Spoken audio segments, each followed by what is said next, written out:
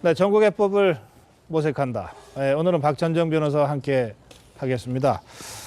조금 전에 국민의당 오늘 창당대회가 있었는데 이 세 분 말씀은 뭐 그렇게 컨벤션 이펙트라고 하는 이런 그 정치적 모멘텀으로 작동할 가능성이 이렇게 높지 않다. 국민의당 입장에서는 좀 섭섭하고 그렇게 들릴지 모르겠습니다만은 그러나 그런 진단들이 지금 나왔습니다. 박찬정 변호사께서는 어떻게 생각하시는지 궁금합니다. 어서 오십시오, 변호사님. 예. 그 국민의당 창당대회가 이 반전의 모멘텀이 될 수 있다, 없다, 어느 쪽이십니까? 그래서 오늘 저 모습은 크게 반전의 효과를 거두기 어렵지 않겠느냐. 지지율을 처음 시작 때 안철수 의원이 신당 만들기로 선언했을 때 수준으로 끌어올리기는 좀 어려울 것 같다, 당장은. 그 왜 그런 걸까요? 첫째로는 그 정체성에 있어서 호남 지역의 물갈이, 대체로 전부 물갈이를 해야 될 현역 의원들이다.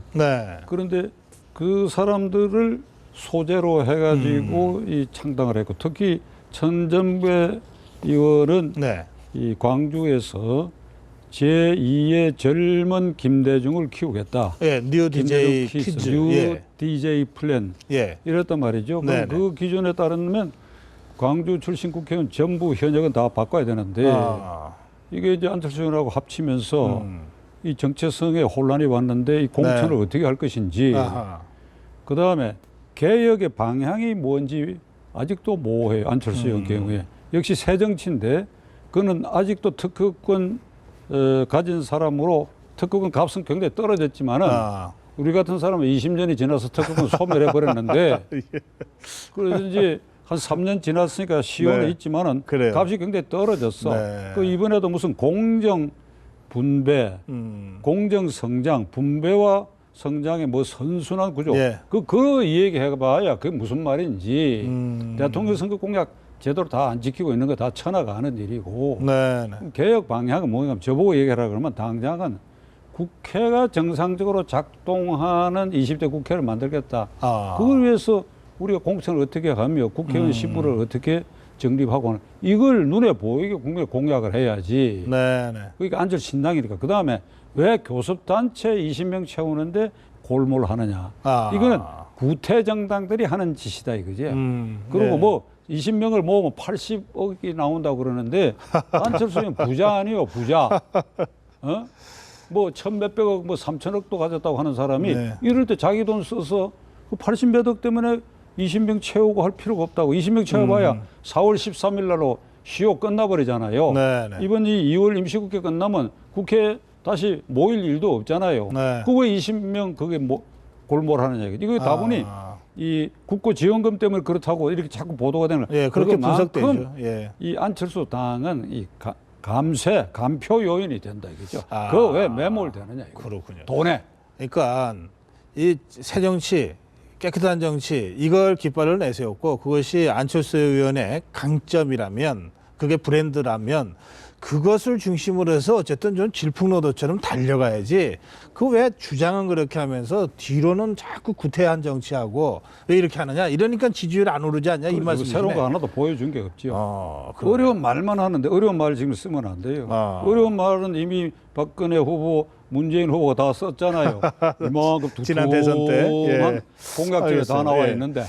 그 변호사님 그 문제는 어떻습니까? 이렇게 이제 선거가 다가오면서 결국은 더불어민주당과 국민의당이 선거 앞두고 수도권이나 이런 데서는 연대를 할 거다. 안 그러면 공멸이라고 하는 걸 다 뻔히 알지 않냐. 이런 분석이 있는데 또 더불어민주당 쪽에서는 이제 그렇게 하고 싶어 하는 것 같아요. 근데 이제 안철수 의원은 절대 그런 일 없다. 이렇게 지금 하고 있거든요. 어떻게 될 것 같습니까?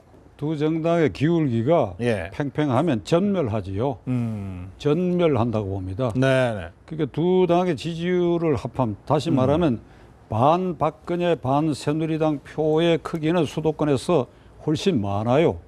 그 파이는 큰데 이 두 야당이 팽팽하게 그걸 갈라가면 전멸을 해버려. 전멸. 그리고 언제 어느 한쪽에 기울어지거나 이래야 되는데 안철수 의원이 끝내 이 연합을 안 하고 단일화 협상 같은 데 응하지 않고 한다면 그 기울기를 자기가 올려 세워야지요. 그래요. 안 그러고 이쪽이 이 더민주당이 훨씬 더 나았는데 결국 소선거니까 한 표라도 많은 후보가 당선이 그렇죠. 되니까 예. 아주 그 결과를 갖고 책임 추궁을 당할 수가 있죠. 지금 저 변호사님 말씀하신 거 저희들 자료가 준비되어 있는지 모르겠습니다. 리얼미터가 1일 날 발표한 이 조사인데요. 그 근거들은 지금 저 밑에 나옵니다. 보면 새누리당이 40.6이고 더불어민주당, 국민의당이 26.9, 13.1과 합치면 딱 40입니다. 그러면 저 두 표가 합치면서 사실은 플러스 알파 효과가 나올 수도 있고 약간 또 빠지는 수도 있습니다. 마이너스 알파. 근데 어쨌든 과정을 잘 밟으면 대체로 플러스 알파 1, 2%라도 기권하려는 사람들도 뭔가 좀 거들어 준다고 하면 근소한 차이지만 역전이 가능하거든요.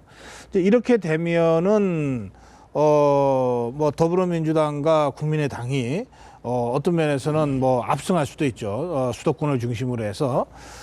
그런데 지금 저 조사를 보면 어느 한쪽이 확연히 기울어진 것 같지는 않습니다. 이게 더불어민주당 26인데 국민의당은 13이니까 그리고 이게 호남 지역의 소선거구제 특성을 감안하면 국민의당 입장에서는 우리가 호남에서 우리가 이기면 되지 또 이렇게 계산할 수 있지 않습니까?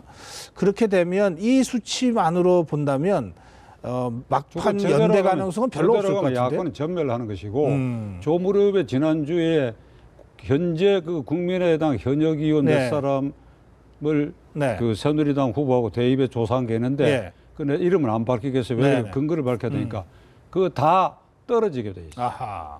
그런 결과 나도 깜짝 놀랐는데 그렇죠. 다 떨어져. 예. 유리한 사람 하나도 없고 더불어민주당 쪽에서 오직 한 사람만이 그 새누리당 후보를 꺾는 걸로 나와 있어요. 한 6개인가 조사 표본 조사를 했는데 그게 다 중진들이야. 그렇군요. 예. 그러니까 이걸 보면 이게 이제 어느 당이 책임을 져야 할 사태가 오라고 봅니다. 예, 알겠습니다. 그러니까 이제 대통령 선거 국면에서 이 결과에 대해서 문책당하는 정당이 나올 수 있겠죠. 야당의 경우에는. 그렇죠. 예, 알겠습니다. 그런데 그렇게 갈 가능성도 배제할 수 없다는 거죠? 있지. 그렇죠. 예. 원철수 의원이 그렇게 그냥 절대로 단일화 안 하고 연대 안 하겠다고 했으면 그대로 갈 수도 있지. 그렇죠.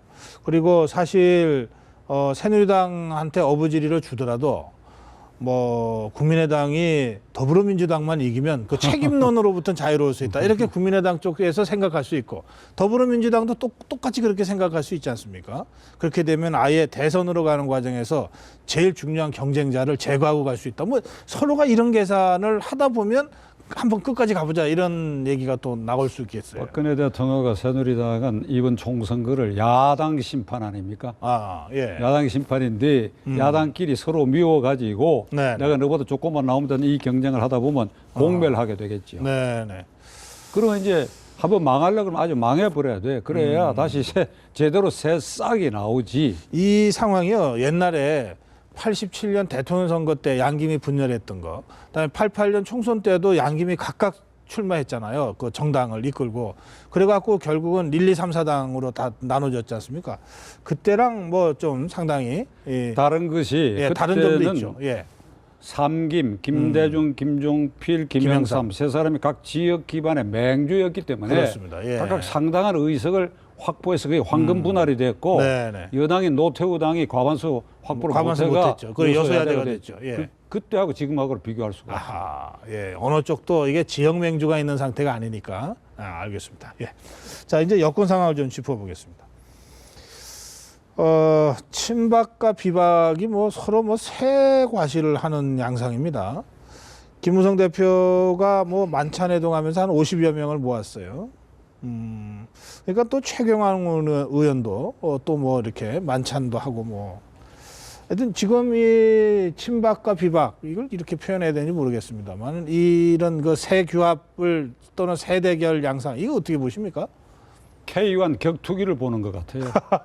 K1 격투기는 글로브만 끼고 무제한으로 공격하잖아요. 팔다리를 여기가 맨발이지만은. K1은 옛날 일본에서 한 거고요. 지금은 요즘은 K2라 그러나? 요즘은 저기 그러니까 최홍만 선수가 UFC 하시면 됩니다. 그러니까 그 격투기.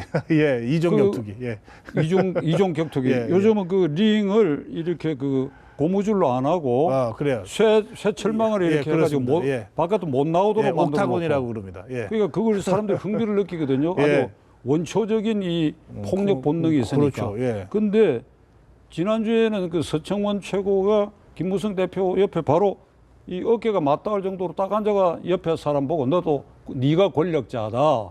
그래요. 그 완장 찬 놈들이 찬 사람들 별별 짓을 다 하지 않느냐. 이렇게 내가 이게 격투기인데 이제 지난 주말에 최경환 의원은 이제 TK, BK 지역 다니면서 이 대통령 호위 무사를 찍어줘야 된다고 이러고 그다음에 김무성 대표를 지금 만찬했는데 첫째 최경환 의원이 하고 있는 저 일은 이게 국회의원을 뽑는 거예요. 그러면 국민 대표자인데 헌법 46조에 규정된 내가 누누이 얘기하는 국가이익을 우선하여 양심에 따라 직무를 행하는 자율권을 행사하는 국회의원을 뽑는데 우리는 오로지 박 대통령의 지시 명령에 따르는 호위무사가 되겠다. 그건 국회의원이 아니지요. 그러네요 또. 그 어떻게 최경환 의원이 미국 유학까지 가서 박사학위를 받아고 부총리까지 했다가는 덩치도 크고 무게도 나갈 중진 의원이 왜 이거 헌법의 기초를 좀 은근슬쩍 이 얘기를 해야지. 이래 노골적으로 해버리면 그래 TK 지역에서 또는 서울 강남 지역에서 친박이 그리고 진박이 전부 진출한다고 합시다. 이것 때문에 이게 심하면 이게 수도권의 나머지 지역 야당이 분열되어 있는 이런 황금 의장에서도 필패할 수가 있다. 그게요. 김용태, 김성태 의원이 걱정하는 게 그거 아닙니까? 수도권만 아니라 그러니까 대구에서도 역풍이 좀 분대입니다. 불겠지요. 안 불면 대구 사람들이 아니지요. 적당한 수준에서 그만둬야지. 진박 노름에 진박 노름에 이 도끼자루 썩는다고 말이야. 당 전체가 어찌 된다는 걸 생각 못 하고 있고 그다음에 김무성 대표는 왜 맞장구를 쳐서 따로 비박 의원을 모아 그 방법으로 왜 저항을 합니까? 안 해야지요. 이 상향식 공천에도 당 대표로서는 지켜야 할 공정성이 있잖아요. 아니 그냥 밥 먹자고 약속했는데 그렇게 많이 모일 줄 몰랐다고 본인 안 가야지. 안 가고 그리고 최경환 의원을 나무라는데 지금 이 문제는 김무성 대표가 대통령한테 직소해야지요. 그 대통령이 함부로 하라 마라 그러면 또 야당이 그거 봐라. 대통령 공직선거법 위반이다.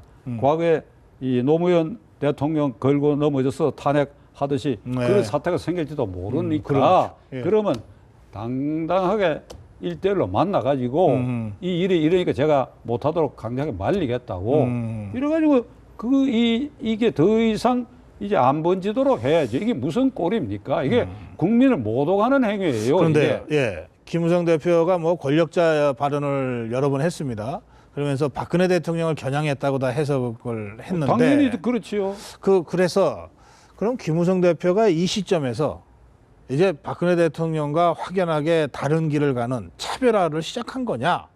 뭐 좀 분석들이 있는데 그 어떻게 보십니까? 이게 이제 공천을 둘러싼 건데 공천 룰만 확립되면 당 대표 체제도 필요 없고 대통령과 싸울 일도 없고 그러는데 이게 지금 성장통을 앓고 있어 정말 이게 답답한 노릇인데 오늘 오후에 미국의 그 아이오와주에 코커스 있었잖아요. 코커스 있었어요. 그 중앙당이 있습니까? 그럼 없죠. 중앙당 선거관리위원회가 있어요? 아니 그렇죠. 미국은 원래 중앙당이 그러니까 없죠. 없어요. 그러니까 자동적으로 돌아가듯이 저걸 벤치마킹 해야 돼요. 그런데 중앙당 만들어가 당 대표 만들고 뭐 이래갖고 진박이다 친박이다 호위무사 등장하고 이거 아주 정치 후진이야. 그러면 김무성 대표에게 내가 감히 이러는데 이제 저런 일을 하지 말고 본인도 영도구에서 떠나요. 떠나서 비례대표 맨 끝번호에서 두세 개 더 뒤로 해가지고 내가 모든 걸 버렸다. 그리고 공정하게 경쟁하겠다. 그리고 대통령께도 말씀드려서 저 진박 노름을 중단케 하는데 대통령께서 말씀하시기 어려우니까 제가 강력히 제동을 걸겠습니다 하고 뭐든지 공정하게 하는 그런 포즈를 취하라 이거야. 그래갖고 그것이 끝내 뭐 어떻게 미움을 샀다 그러면 그냥 운명으로 감수하라 이거지. 감수해. 이제 미국의 아이오와 코커스 말씀을 하셔서 제가 저 구경하면서도 좀 부럽더군요. 근데 뭐 거기는 워낙 그 중앙당이 없고 또 국회의원 한 사람이 원내 정당이면서도 헌법기관의 권위를 갖고 있어서 이제 그런 아름다운 모습들이 이제 연출이 되는데 우리는 아직은 좀 어제 아까 대기실에서 저 뉴스를 보면서 예. 그 순간에는 예. 아이고 내가 왜 보스턴에서 안 태어났던가. 보스턴에 태어나서 그럼 대통령 보스턴 되셨겠다. 상원의원이고 그래서 대통령 후보 경쟁 저런 식으로 예. 한번 해봤더라면 그럼 미국 대통령 되셨을 텐데. 알겠습니다. 아이고 참, 예, 있죠. 자, 그런데 아까 말씀하셨잖아요. 그러니까 공천룰 제대로 정해 놓으면 그러면 그 룰에 따라서 하면 이럴 일도 없는데라고 말씀하셨는데 이게 저 공천룰은 되게 정해졌습니다, 지금. 다만 이걸 적용하는 과정에서 공천관리위원회가 어쨌든 권한을 행사할 수 있습니다. 그래서 누가 위원장이 되냐, 누가 위원이 되냐 가지고 또 한참 또 이 갑론을박이 있었는데 대체로 뭐 친박계가 민 이항구 의원이 공천관리위원장으로 결정이 되는 것 같아요. 아직 공식 발표는 안 났습니다. 이항구 의원의 공천관리위원장 임명 이건 어떻게 평가하십니까? 그러니까 과거에는 공천심사위원회라고 예, 그랬죠. 그랬잖아요. 공심위원장 마음대로 그랬죠? 결정을 예. 하다 보니까 2004년에 16대 선거에서 김문수 공천심사위원장 때에 예. 마산 지역의 김모 현역 의원을 낙천했다고 발표를 하니까 김모 의원이 이게 최고가 크고 완력이 있어요. 네. 공천심사위원장실에 심사위원회 하듯 들어가고 김문수 위원장을 예. 땅바닥에 내쳐가지고 넥타이로 목을 졸랐어. 어이구. 그걸 그때 이제 이 스포츠 선수 이름 난 사람이 결정대가 발표했다고 하는데 너 이거 알겠어요. 바로 잡아라. 예. 바로 잡아라. 이러니까 내 숨 넘어간다 이랬단 말이야. 아이고. 그러니까 바로 잡아라. 바로 잡아라. 빨리 말해라. 말해. 내가 놓는다 하니까 그걸 바로 잡겠다 해갖고 그걸 탈환한 일이 있어요. 이게 과거의 공천심사위원회의 풍경인데 아하. 왜 공천관리위원회라고 이름을 바꿔놓고도 시비가 끼고 계파별로 투쟁했는가 하면 예. 여전히 거기에 작동의 여지가 있는 거 아니냐. 아, 그래요. 예. 뭐 어느 지역은 뭐 100% 그러니까 여론이다. 싸우지. 70% 여론 이런 권한은 네. 여전히 좀 갖고 있으니까. 그 2004년 같은 일이 생길지도 그러니까 몰라요. 이항구 위원장은 공정하게 잘 할 것 같습니까? 아니 그건 내가 어떻게 아나요? 그건 알 이항구 수가 의원 없죠. 모르세요? 아니 그래서 개인적으로는 그렇게 하고 싶은 생각이 있다 하더라도 분위기라는 게 있고 예. 그것도 대구 출신이니까 진박 등살에 또 뭐 어디 갈는지도 그러니까 서로 의심을 할 근데 수가 뭐 있겠지. 이게 자칫 이항구 잘못하면. 의원이 4선 중진 의원이고 또 워낙 강단 있는 사람이고 또 불출마 선언까지 했으니까 뭐 후보들이 누가 와서 뭐라 그런다고 해서 흔들릴 것 같지는 않습니다. 그러니까 이 과정을 거쳐서 예. 20대 국회가 구성되면 여야 간에 예. 저는 이거 비관적으로 봅니다. 아하. 왜 그러니까 이게 자율권 행사를 안 하는 예. 국회의원들이 모여 있기 때문에 국회가 수도하고 있거든요. 알겠습니다. 그 노동법이다, 무슨 경제활성화법이다 예. 면 자율적으로 내가 찬성한다, 반대한다 하는 이견이 모아지면 크로스보팅으로. 통과가 되기도 하고 안 되기도 하고 이러면 될 일을 이 양쪽 정당이 알겠습니다. 새 대결로 해가 국회를 멈추는 이거를 막으려고 그러면 이 뽑을 때부터 잘 국회의원에게 뽑아야 자율권을 보장하는 시스템과 그 공천 알겠습니다. 이렇게 예. 안 뽑히면 소용이 없다 이 말이에요. 오늘 여기서 마무리해야 되겠습니다. 말씀 잘 들었습니다. 예.